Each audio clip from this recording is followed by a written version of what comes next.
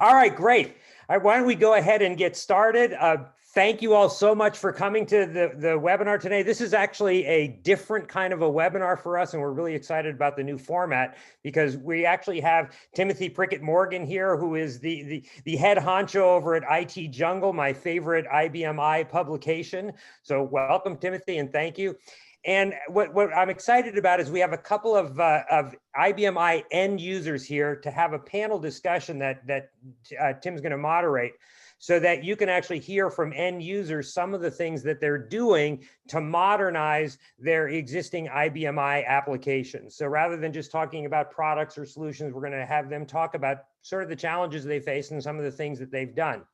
Now, we actually recorded the initial panel discussion just to make sure we didn't run into any technical glitches. So I'm going to go ahead and start by playing the recording, but they are all here and they're going to be ready to answer your questions at the end of the recording. So if you have any questions, please enter them in the Q&A section. So you can go to the Q&A button and enter any questions that you might have for our end users. So with that, I'm going to go ahead and start the playback of the panel discussion. Welcome to Hear It Straight from the Users, Real Stories of IBM I Innovation. I'm Timothy Prickett Morgan. I'm co-editor of The 400, a publication at IT Jungle that covers the IBM I platform. Thank you so very much for joining us. Joining us today for a conversation about APIs is Harlan Williams of CDR and Tim Love of Wright Flood, and Dan Magid of Eradani. So let's start by having everybody talk a little bit about themselves. Harlan, let's start with you. Tell us about yourself and your company. You bet. My company is Creative Data Research. We've been in business since around 1978. We're an IBM I business partner. We work in the convenience distribution area. So our customers are distributors who sell to convenience stores. It's a niche industry, a lot of governmental regulations and manufacturers involved, which opens up an opportunity for a company like us to be in business and stay that way. We have roughly 100 customers spread nationwide, and very happy. We love the IBM I. We feel like it's a good, stable, robust platform. We've been on it for a long time. We love what IBM does with that technology as they continue to build out and add things to it. And that's a little bit about us. I love the niche angle. There's so many niches for this platform. When I was a cub reporter starting out on the 400, I can remember I would pick an industry every month because we were monthly. Can you believe that? Monthly. And I would do dog food one week and Campbell's tomatoes the next week and hotels the next week. And I learned so much about the economy and various industries and their particular needs. So I'm interested to hear what's interesting about distribution for convenience stores. This is one I did not know about, so yay. Tim, tell us about Wright Flood. I'm the Chief Information Officer at Wright Flood. We're a participant in the federal flood program. We're the largest Write Your Own. We also offer some other flood products as well, but that's all we do. From beginning to end, customer service. We do all of our own printing output, and we've been using the IBM I since the beginning of our participation in the program. All right, Dan, tell us about Eradani and what you're doing to help make APIs easier to use, or you can get people to use them.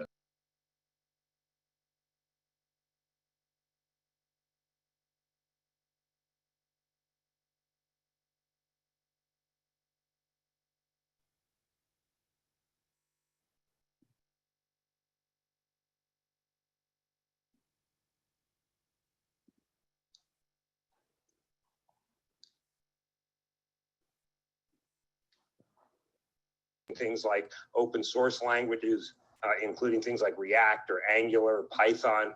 So we work with those customers to take advantage of those applications.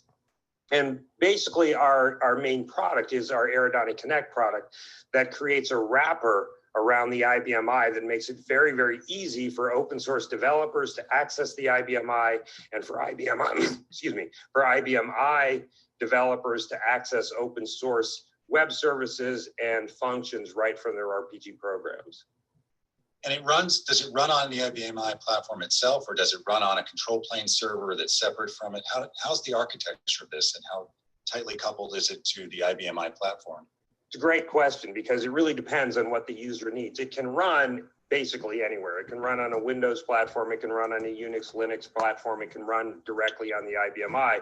Depends what the customer needs to do and what their environment is like. So for example, they need to be on at least 7.2 or later of the operating system in order to run on the IBMI, because it's all built in open source, and IBM created all of the open source capabilities, the package managers, the open source support in 7.2. And so we need to be on 7.2 or later to run directly on the IBMI. But if you're not on 7.2 or later, you can run it on an external Linux or Windows server, and then we'll talk directly to the IBMI.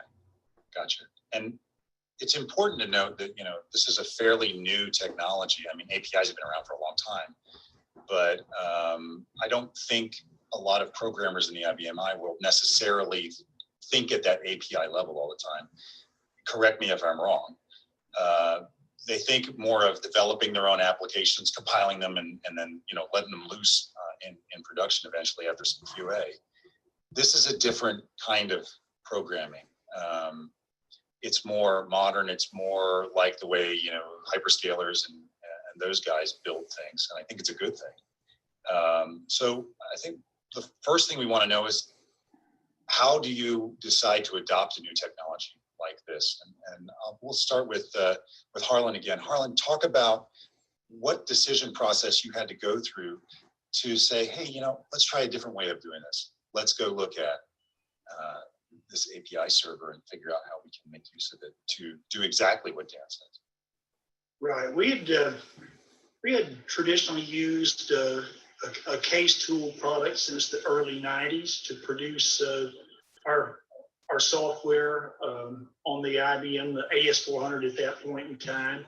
Mm-hmm. And as time grew, we needed to build out and do other things with it. We looked at when we use screen scraping type of technology to do some things, but there are definite limitations built into that.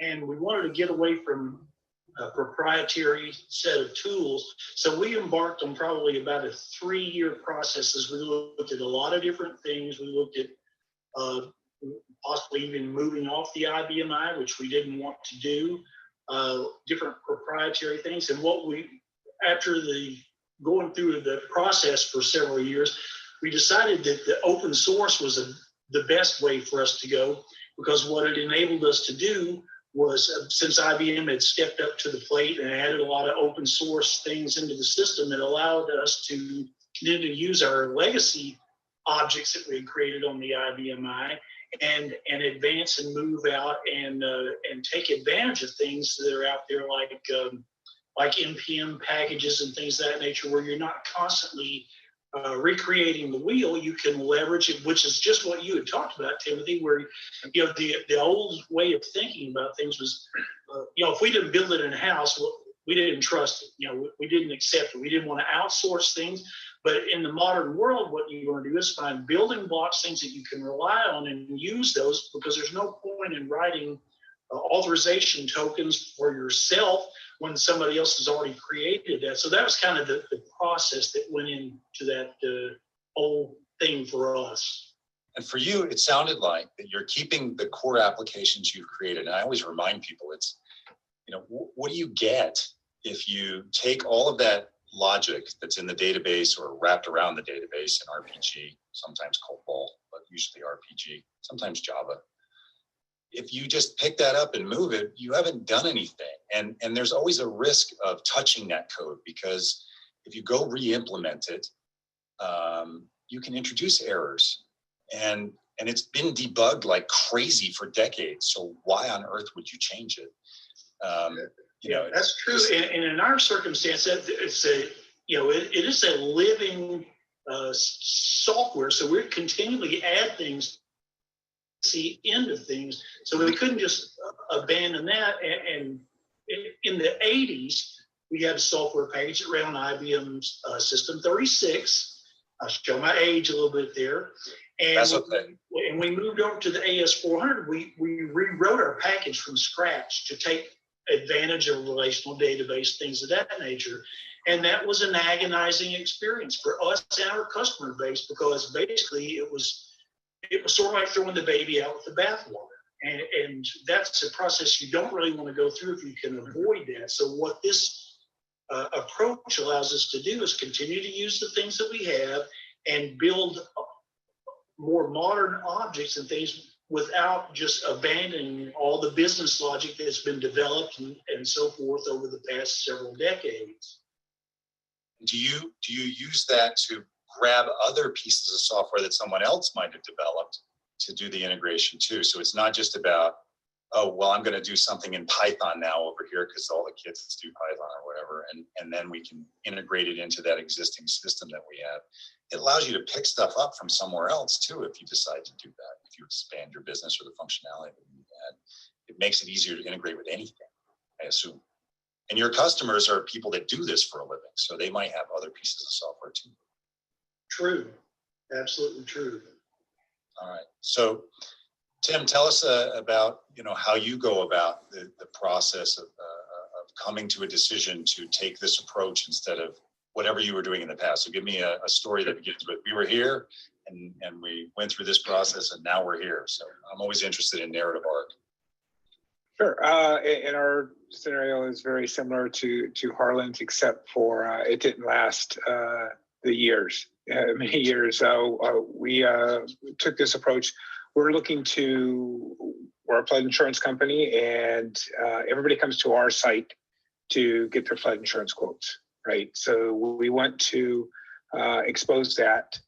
And so, APIs on the 400 are doable without a technology like this. However, it's very difficult and long suffering in order to achieve.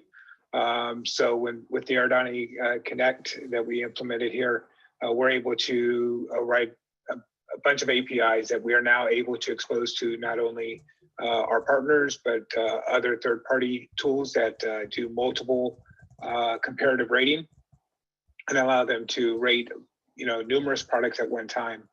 And so and we're using the same, like you mentioned, the same RPG programs in the backend that run our old agent portal and run, our green screen applications. So they all call the same code base. And so we're able to reuse that and keep that running. We didn't throw anything out. And just being able to call those programs directly help us expand our footprint in our marketplace. So Dan, how normal is it to do things this way in the real world? Talk to me about how other platforms do or don't do this. Like, are we advanced in having something like Eradani on the IBM I? Are we ahead of the game? Are we doing it smarter than other platforms? Are we catching up to other platforms? Is there an API server for Windows and Linux systems that does this for legacy, I don't know, you tell me, C and Java programs? I don't know what, I don't have a compared to what here. So, and that makes me nervous whenever that happens. So give me a compared to what. So what we have in the IBM I world, in fact, the really huge advantage we have in the IBM I world is we have these applications that have been built over decades that are very, very functional, that are richly functional, and that are finely tuned to the way our companies do business. The issue that we have is that they were built in a time when we built large monolithic systems where the user interface, the database, the programs were all tightly integrated. And so now we want to take advantage of these open source technologies, the productivity of being able to download modules and add them to the system, or some of the connectivity that Tim talked about, the ability to talk to your customers and to your business partners. And so the question is, so how do we integrate all that great functionality that we have in the system with this new technology. And so that's what we're finding more and more people on the IBMI are looking to do. I think that the move to rip and replace IBMIs, sort of what Harlan talked about earlier when he was talking about the things they looked at, a lot of people went down that road of looking at, let's replace it with different technology. And they found that that was very, very risky, very, very expensive, and took way longer than anybody thought it would take. So now people are coming back and saying, wait, we've got this great platform with these great applications. How do we just integrate what we have with this new technology? And that's really sort of what we focus on with our customers. Let's talk about the decision to use this tool. How did you go through a process to figure out that Eradani was the right thing? Did you find other alternatives, or is this the only game in town or the best game in town? Let's talk about how you picked Dan's product. We'll work with you backwards, Tim, back to Harlan. Okay.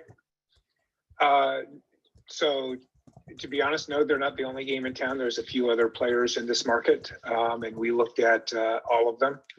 I think one of the main driving decision makers for us was the use of open source technologies, the use of things that already existed out there without locking you into a particular tool set, a particular GUI, or a particular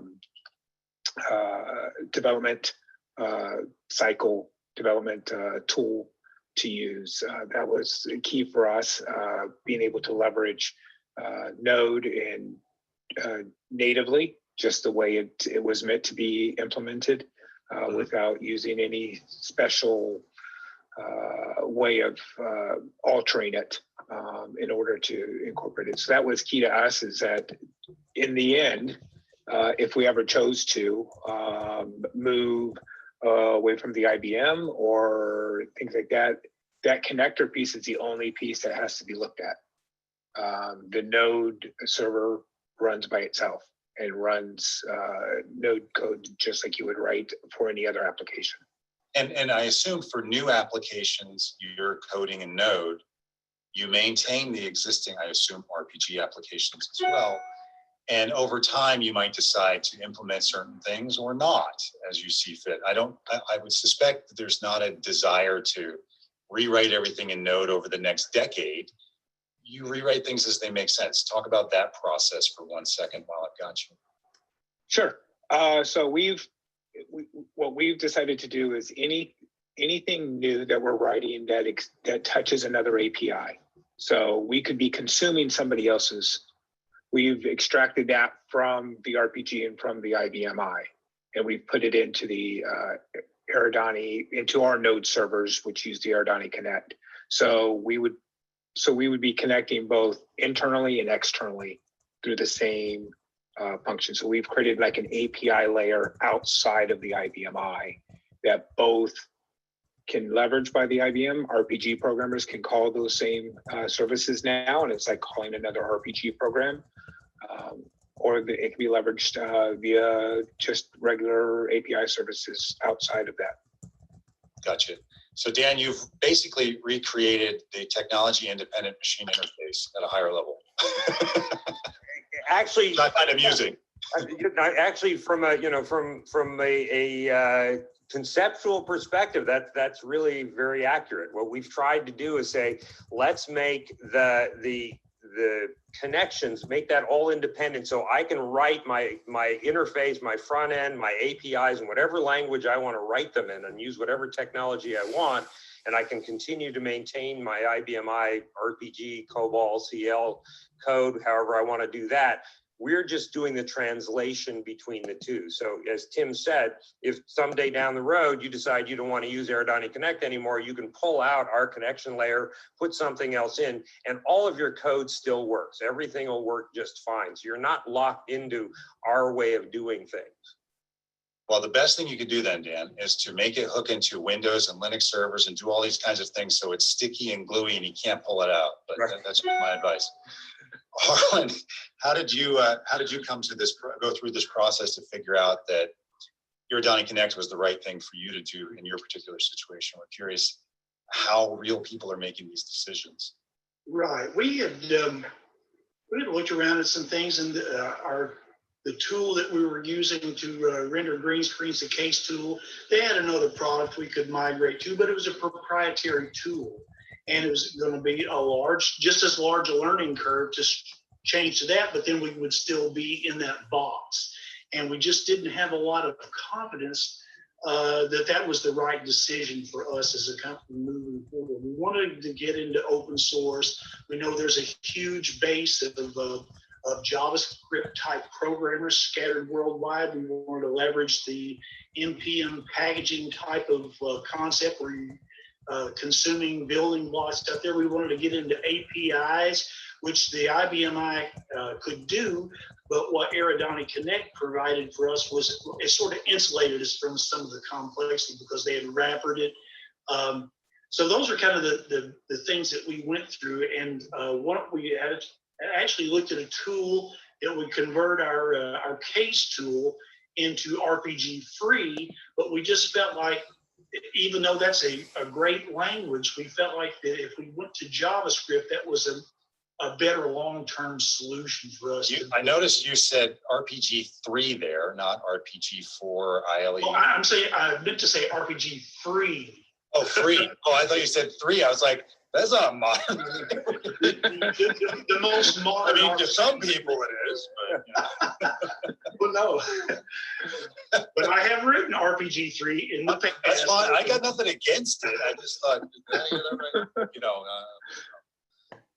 Yeah, but basically that was it. We just wanted to position ourselves where we were able to move around, and like Tim had mentioned in his conversation, we didn't want to be pigeonholed into a box. We wanted to be able to separate the business logic from actually the program that's running and have that all independent. So as Tim was saying at some point, if you want to connect to a different server and do something different, the only thing that changes are your connections to another database. So all those things were the appeal that we found attractive to us.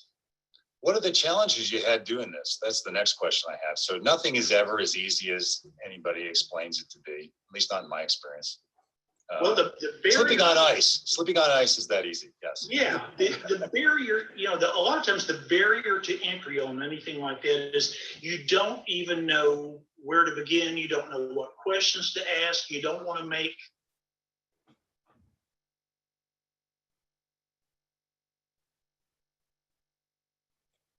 Harlan, it looks like in that arena, because they were able to give us some guidance, and the fact that they had wrappered some of the IBM complexity and removed some of that was a good thing.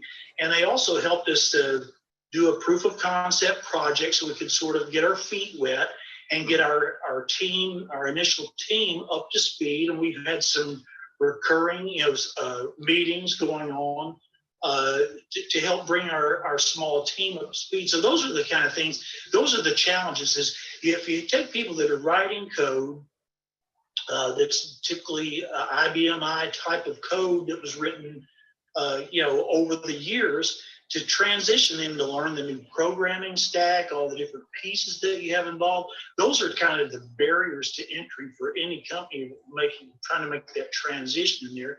And also we had another programmer on staff who lived in the Microsoft world and iOS type of world at writing things there. And what this tool set has enabled us to do is to more tightly bind people writing other types of code so that we have a more unified team and we can share code, which is also a very nice benefit for going to open source.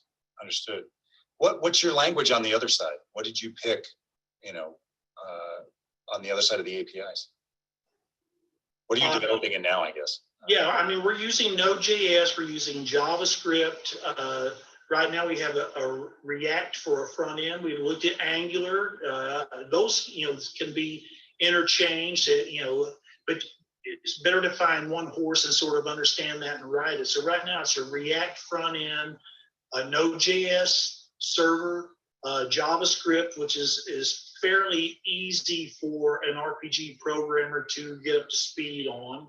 There are great tutorials and things of that nature, out on YouTube, things, so you can get people up to speed and sort of build that process out.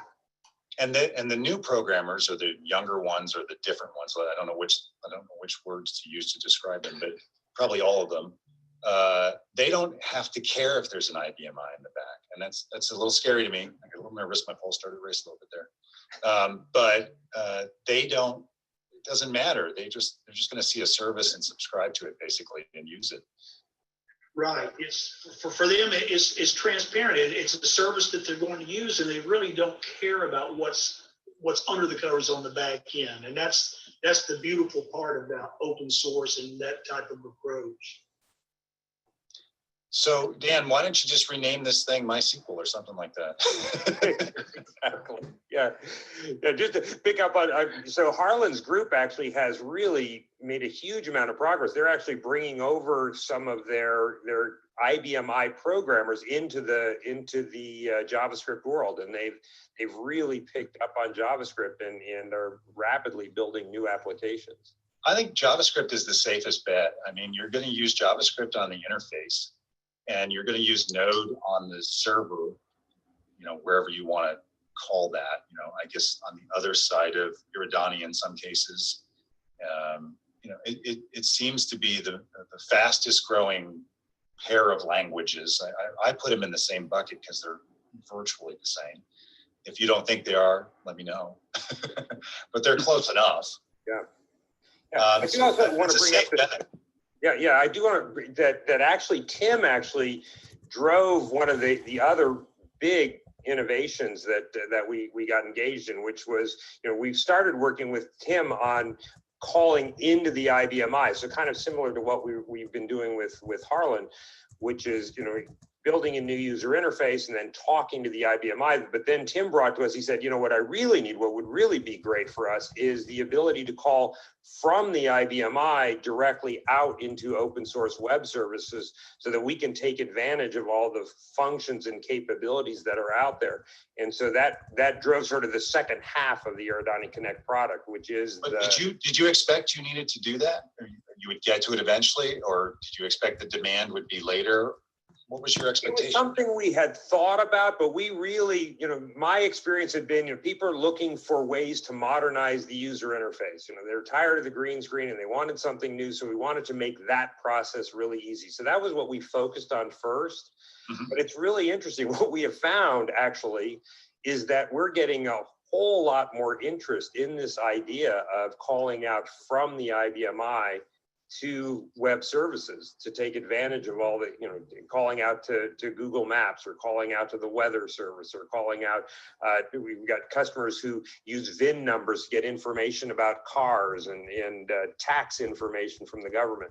So taking advantage of all this information that's out there and integrating into their IBMI applications.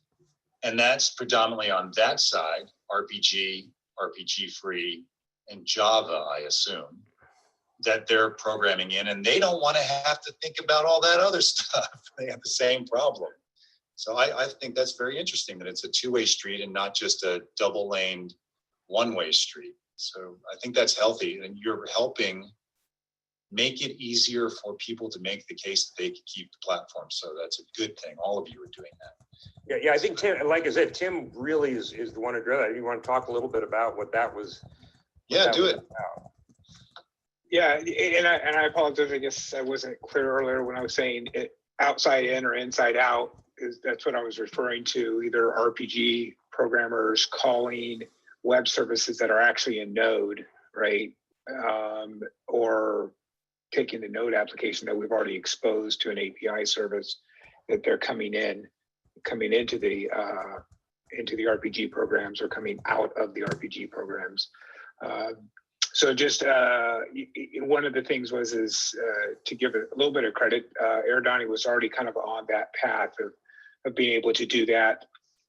But what we realized is some of the web services, especially today, can be dynamic in their size and what the return. Sometimes we get one record back, sometimes we get 100 records back, and they can be varying lengths of sizes. So that's what Eradani's really helped us refine and get better at is when in an RPG program, when you have to call out to a web service, you mentioned like a Google API to get address or geocoding.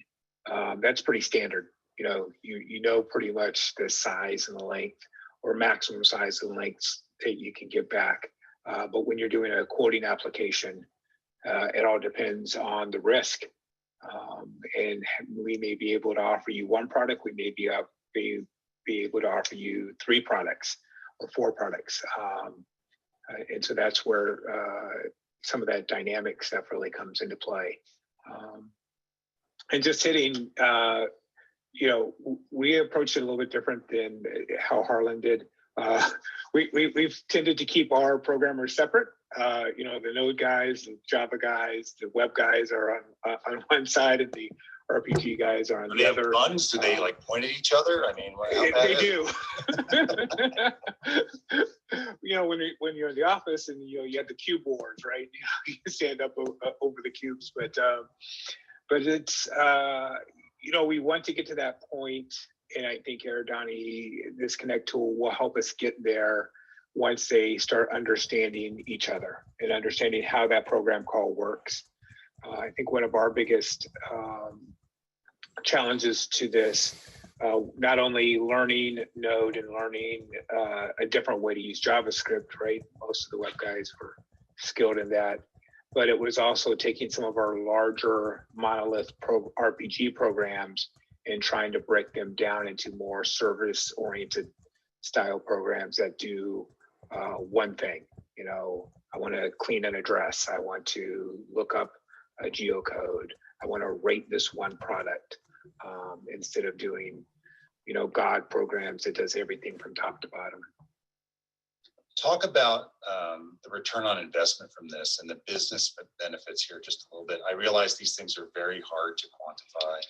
They're difficult to qualify in some cases too, because when you just simply need to do something, or you're not going to be able to have a business, it's like, all right, well then how do you qualify that? It's like you have to have modern programming languages and programmers who can tweak code, or you're not going to be in any business at this point. So I realize this is kind of difficult to do on the spot, but I'm going to put you on the spot anyway. I don't care. So Tim, you go first. So what's the benefit to the business? And I mean, in dollars and cents kind of benefits, not just, the programmers get to do what they want to do. Help us understand the real benefits to this approach. Sure. I think for us, the real benefit to the program, to this approach, is being able to take our programs and expose them to third-party. For us, it's third-party raters, right? There's a number of companies out there that are developing either a homeowner's rating product or multiple flood rater products, and now that enables us to have more exposure to our products. So that helps you make a sale. I mean, it's right. If we're not quoting, we can't sell a policy that we didn't quote. So to be able to turn this out and say, hey, you can call this API and we'll return to you a flood quote. And now that can that's be a pretty linear benefit. It is. It's pretty straightforward. Yeah.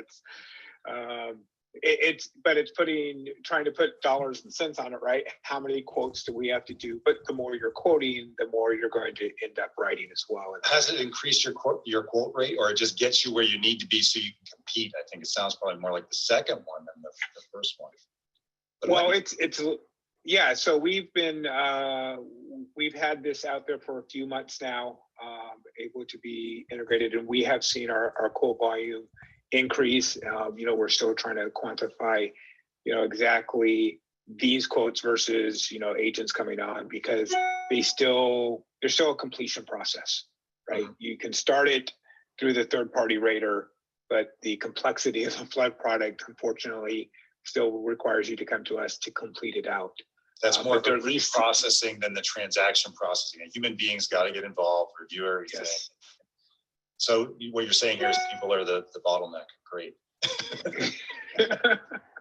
Thanks a lot. We're trying to eliminate people. Yes. Well, welcome to computing. I mean, it does that eventually. But in the meantime, we're all going to have jobs, so it's all good. So Harlan, talk about the business benefits for you. Like how do you quantify it and qualify it in terms of, money or throughput or, more business, better business? How do you think about it? Well, and we've had a lot of internal discussion, and it's sometimes hard to quantify, but it's certainly the intangibles that are hard to qualify. Do you want to still be in business doing this? Are you going to get left in the backwater? You must modernize just to stay relevant in today's world. So that's one part. And how you convert that into money, and monetize that. If you're out of business, obviously you're not making anything. But part of it, that's part of the equation. But then also, in our system, our ERP system that we have, we need to interface to things, and the modern coin of the realm for talking to each other is through APIs. And manufacturers in our little segment of the world are beginning to start. They would prefer to use APIs as opposed to EDI when it fits the bill. And so these are things that you need to remain viable. Also for us, as far as trying to quantify a return on investment, it opens the door for us to create new products and new things that do things differently than we did before in the green screen world. And so those definitely become things that we will sell and use that. So you have all those competing for, actually complementary forces that are ongoing. And if, really inside, that you need to do it. You can't sit still in this business. If you don't want to be a lifetime learner, you shouldn't be in the computer business. You have to be able to adapt and be agile and quick to react. Maybe sometimes not as quick to react as we'd like to be, but that's the driving force for us. Is we want to be relevant. We're in it for the long term. We've been around since 1978, and we're not going away. Well, that shows a certain amount of longevity. When I started IT Jungle, our tagline was survive, adapt, thrive. And then after about a decade, I said, well, it's really survive, adapt, repeat. Thrive might happen, but I haven't seen it yet. and there's honor in that, right? It's not, we're all in small businesses trying to do a good thing to help each other in some way. I don't think we need to get rich. We just got to get it done. So I'm good with that. So Dan, when you talk to the users of your tool, what are they telling you about the kind of ROI that they're seeing, and how do they quantify and qualify the benefits they're getting, and keeps them coming back for more, I assume? So it depends on the customer, because there are all kinds of use cases that people are using these things for. We have customers that have absolute direct, quantifiable ROI, where they're doing things that they were unable to do before. And we were working with a customer that transports cars, and one of their issues is when they transport the cars, they actually charge for for refueling those cars. And with gas, they had a great way of doing that. It was really easy. They knew exactly how to charge. But with electric cars, they didn't know how to do it, and so they weren't charging. They weren't actually charging the. You gotta watch using the word charge with electric cars. Yeah, exactly. I'm using it in two ways now. I realize that. So they weren't billing is the word you're looking for. Billing the customer for charging the car because they didn't know how to do that. And what we found is that there's APIs that allow you to actually go out and find out what is the capacity of the battery in the car. And you can actually go out and see, well, what does it have right now? So you can actually see what's the delta. What did we have to actually fill up to charge that car? Creating this opportunity now to bill the customers, and they're transporting well over 1 million cars a year. So this is not an insignificant amount of money that's at stake, and being able to identify that information. And again, that's just sort of an example of the ability to go out and get information that's readily available.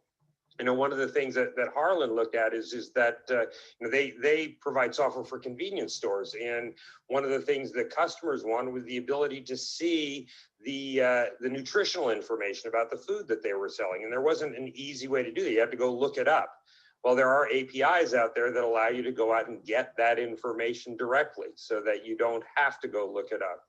We have another customer that when customers would ask them to send them an invoice, they actually had to go into their IBM green screen system to find the invoice number. Then they had to go to their invoice archiving system, which was a Windows system, key that number in, bring up the invoice, and then send it out. They used Eradani Connect to create that connection that allows them to go right from the green screen, send out the invoice number, and have it send the invoice from the Windows system. So eliminating that sort of manual step in between. So there are lots and lots of different ways that people actually find to justify this. And it's always hard to get. I should mention just one other thing is that Harlan shared with me that, you know, going out to customers and being able to show them a very modern user interface instead of a green screen interface is an advantage in the marketplace. So last question here before we open it up for questions. What kind of initiatives do you have that are relating to this Eradani Connect tool that you see going forward? Harlan, we'll start with you this time. The primary thing we're working on right now, we want to, not replace, but augment our green screen offerings, in a web-based environment. And what we found is this makes it much more pliable for us to deploy in a cloud-based environment. That a lot of our customers want to move to the cloud, and so that's a piece of the puzzle. But also customer-facing portals for a distributor to have their customers, which would be a retail store, to come in. We have a product that we developed way back with RPG, with ILE RPG, where it actually creates the HTML on the fly. We want to replace that, with a more modern way of doing things. It's easier to add things to and so forth. So those are kind of things going on. And as we move forward, probably things in mobile and smartphone, modules or things to convey that information and allow to interact. We have an application that actually runs on a web-based tablet for truck drivers making deliveries, and that was written basically using screen scraping technology, using 5250 screens but showing it on the tablet like a web page. We want to replace those things and do it because there are a lot of extra things we can do now with the technology set that's available. So that's kind of what's on our mid-range. And then beyond that, things will come up and we will do them because the marketplace will continue to change. All right. Tim, tell us what you're thinking about doing now that you've got this new way of doing things. Sure. So one of the things that we just did is we launched a consumer-facing website that incorporates all of these APIs that we created through this. And now that we see the usefulness of that, we're actually looking to expand that to replace some of our green screen operations. So that's kind of the end goal that we see going down there, at least on this front of things, is being able to do what we're doing in green screens, but now putting it on a web page. When you bring in some, I think you mentioned earlier, younger folks, teaching them how to use a signing into a green screen terminal and using green screen application versus using a web page, which everybody knows how to use today. I was blazingly fast on a green screen, and I still love it. Oh yeah. Whatever. I understood it. So Dan, I got to put you on the spot too. We asked them about the future. I'm going to put you on the spot a little bit too. What's next for Eradani? You've got this API server out there. It goes both ways now, and it can reach out as well as let people reach into the IBMI. What are you going to do next? Well, we're going to continue to extend the kinds of things that we can do with that and make it increasingly easier and easier to use. We want to just make it so that it's really just drop dead easy for people to adopt the technology. We think that there's a huge amount of opportunity in expanding this. And I think a direction we're going to go in is a lot of these APIs, there are lots and lots of different ways of accessing them. So for example, if I'm a company and I want to access the transportation companies and see, where's my shipment, or create shipping labels, or see what it's going to cost to ship something. The shipping companies provide APIs to do that, but every single one is different and they're really complex. And it's really convenient for you. Exactly. So no standards, please, God, no. Yeah, exactly. Everybody's done it in their own way. And so it's great that they have the APIs, but if I want to take advantage of, we were talking to a customer earlier that said that they use 42 different freight companies.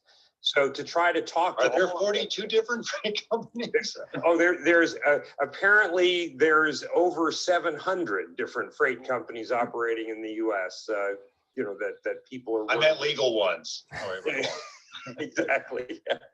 Yes. So where I live, it's NASCAR. But.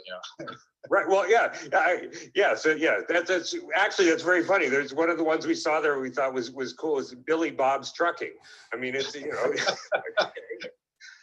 So, but yeah, there are all these trucking companies. They all have APIs, but they're all different. So one of the directions we're moving in is to find these common APIs and basically do like you said, the technology independent machine interface, but moving that another level of abstraction where our customers will be able to write to a single API, and we'll take care of all the different APIs that are provided by all the different providers, so that they can write one way to get the information, and we'll take care of worrying about, well, is this UPS, is it FedEx, is it DHL, who are they trying to talk to, and make that consistent.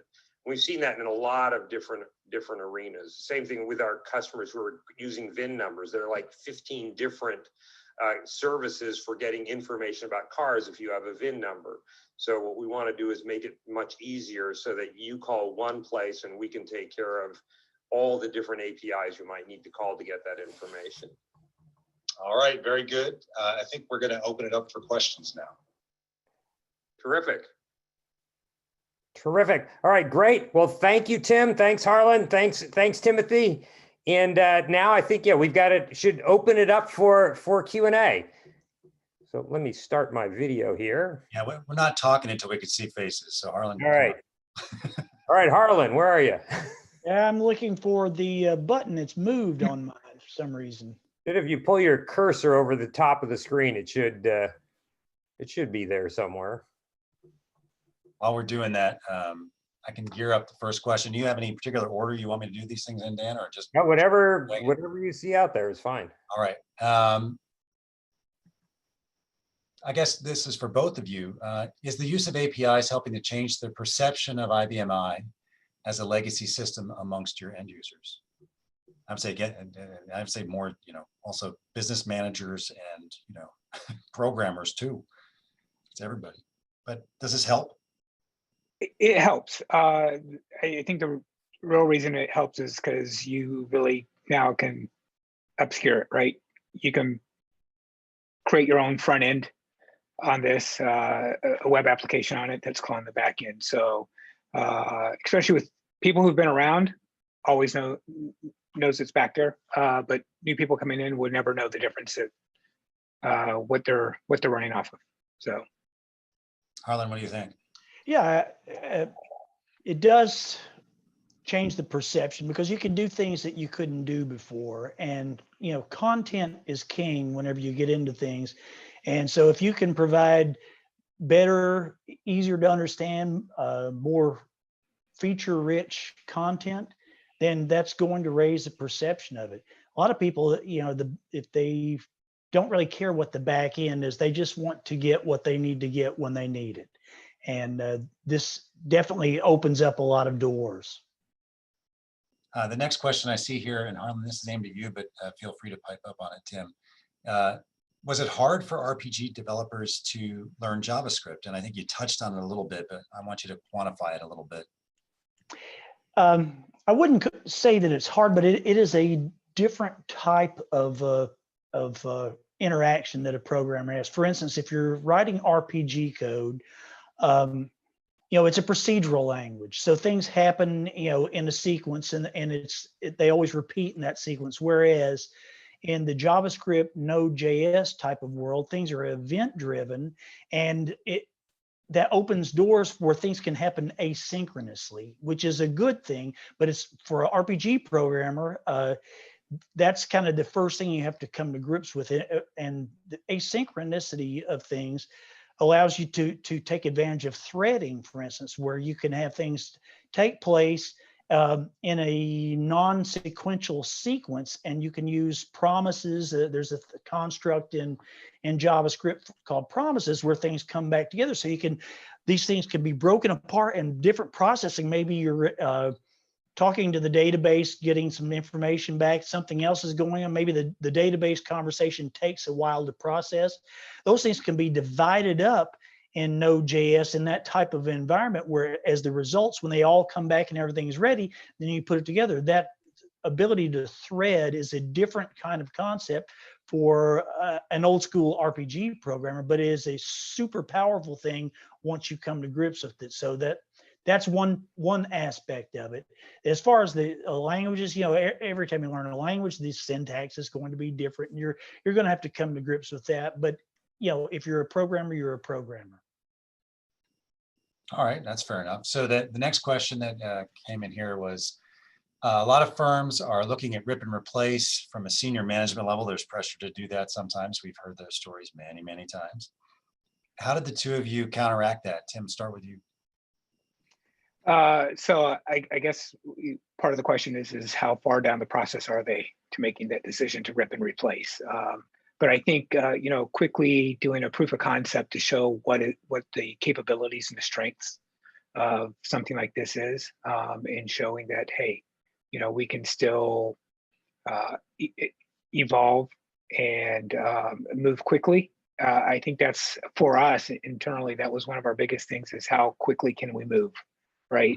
And sometimes the old waterfall method of getting specs in and trying to develop a program in the back end, and now being able to just to reuse applications that we have and focus on the front end or focus on extending some functionality has really helped us.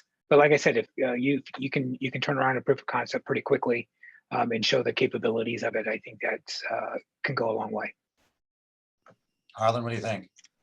Yeah, rip and replace for us really wasn't much of an option, not a very attractive option, because we didn't want to start from scratch again. And our customer base said, please don't take away the things that we have now. We don't want to start over. We just want to evolve. We don't want to have a revolution. We want to have an evolution of things. And only reason we would ever rip and replace is if we decided we were going to abandon the IBM platform altogether and just go to some other thing completely. That would require us to rip and replace. But that's not where we are. The IBM has plenty of horsepower. It's reliable and stable. So there was no compelling reason for us to jump off of that. So the approach with Eradani Connect gave us the ability to leverage what they had in there, use what we have that's proven and tried and true, but to evolve out of into some other areas. So rip and replace definitely was not a top choice for us. And I think, my observation on that would be those who could have moved off the platform or were forced, basically at gunpoint by some manager somewhere, have already done it. And those who are left in the base, and it's about half the base is still here, and it doesn't really change very much at this point, they have actually figured out that they have a technical asset, not a technical debt. We talk a lot about technical debt in the IT market these days, but there's so much encapsulated in their applications. So my analogy, and I'm making this up on the fly, Dan, you're giving them a technical credit card, and they can do a little spending and kind of show that this, there's no reason to do everything all over again. And I said this earlier in the talk, it's extremely dangerous to go messing around and try to implement code that has been tested over decades, that implements the very logic of the business, and it's been tested and it works. It's really silly to do it. So, you have to do this kind of approach. What this API server is doing allows you to get the best of both worlds. You don't have to give up that technical asset, and you don't have to not build the new one either. You know, so I think it's a way to kind of split the difference. All right, what's the next one here? Let's see. Sam asked, we've been using IWS and I want to say he's going to say YAML, but I don't know these acronyms very well. YAJL, I don't know what that is. That's YAJL. That's What is YAJL? I know what YAML is. It's a yet another JavaScript library, I think. Oh, for heaven's sake. All right. So anyway, we are struggling with inconsistent data coming from web services. Does this approach make dealing with incoming data easier? And I don't know, Dan, you want to take one? Go ahead. Well, yes. So we talked to a lot of customers who are using YAJL. I think up until recently, that's been the most popular thing. YAJL is basically, it's an open source library that Scott Clement actually has customized so that it will, it runs on the IBM I, and it will, the idea is it parses JSON so that you can use it in an RPG program. The difficulty that we've seen customers run into is that that RPG is not really a great language for doing doing JSON parsing. I mean, JSON is JavaScript object notation. It is built for JavaScript, and so JavaScript is really good at parsing JSON. Trying to do that work in RPG is really, really hard. And we just see that a lot of customers have been struggling with trying to do that JSON parsing using the IBM I tools. I don't know, Tim or Harlan, if you guys looked into any of that or ran into that. Well, I'm not familiar with either one of these two tools, but yeah, we do have some, again, you can run web services off the IBM I, right? And we do that, and we do still have some of that in place. But it is, like you said, it's very difficult to do. It's very difficult to maintain. And then if you need to add, you know, a couple more objects in there into your payload, then that it makes it, you know, harder to add those in, test it, and promote it. Keeping it outside the I is where we found the most benefit. And this kind of goes back to our conversation earlier in the recording where we talked about RPG calling out to a web service. Let a node handle all of that object handling, you know, and prep it in such a way that can now be passed back into an RPG program for understanding. I agree. You know, when you get into, if you're trying to parse JSON objects out in RPG, I sure wouldn't want to have to do that very much because it's super difficult. That when you have the tools already there, you know, in Node.js and the Java world to do that type of parsing, if you try to do that in an RPG program, it's kind of mind blowing to me because you might get a data set return that has many things in it. It's not just a fixed set of parameters that come back, they vary. And so that makes it very difficult in RPG unless you're much sharper than I am to figure out how to do that. I think that, you know, having the right tool for the job is an important piece of that puzzle. And I think that they would find consistency doing it with the Eradani type of approach as opposed to the other process. It's probably doable in the other one, but I think you have to do a lot of heavy lifting in there in the course of that. Dan, how much time do we have left? I think we're actually we're about out of time. So Oh, I think they give us the hook right on time.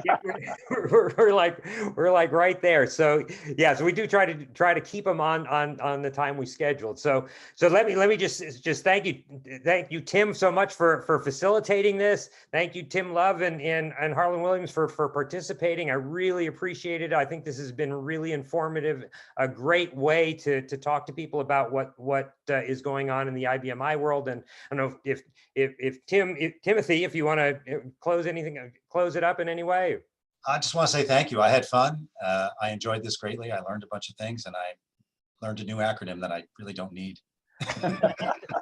Well, thank you everyone for attending, and we will make the recording of this webinar available. So if you'd like to show it to other people in your organization, we will send you out that link. But thank you everybody very much and have a great rest of the day.